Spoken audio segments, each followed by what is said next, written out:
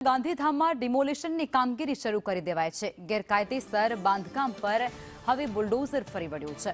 Gandhidham railway station સામે દબાણ દૂર કરવામાં આવ્યા છે। આ ઉપરાંત સર્વિસ રોડ પર ગેરકાયદેસર જે બાંધકામો ખડકી દેવાયા હતા તેને પણ તોડી પાડવામાં આવ્યા છે।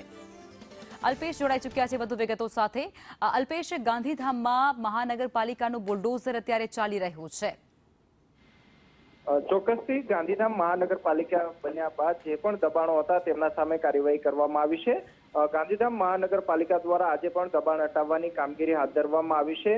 રેલવે સ્ટેશનની સામે જે સર્વિસ રોડ પરના જે દબાણો હતા તે હટાવવા માટેની કામગીરી અત્યારે મહાનગરપાલિકા દ્વારા હાથ ધરવામાં આવી છે। મહાનગરપાલિકાની ટીમ અને પોલીસ બંદોબસ્ત સાથે અત્યારે દબાણ હટાવવાની કામગીરી કરવામાં આવી હતી। 70 જેટલા દબાણકારોને નોટિસ આપવામાં આવી હતી ને ત્યારબાદ હાલ આ તમામ દબાણો છે તે તંત્ર દ્વારા તોડી પાડવામાં આવ્યા છે। હજુ પણ ગાંધીધામમાં આ પ્રકારે ગેરકાયદેસર બાંધકામને લઈને તંત્ર દ્વારા આ પ્રકારની દબાણ હટાવો ઝુંબેશ છે તે યથાવત રહેશે તે પ્રકારનું મહાનગરપાલિકાની કામગીરી છે તે હાલ ચાલી રહી છે। જી, આભાર।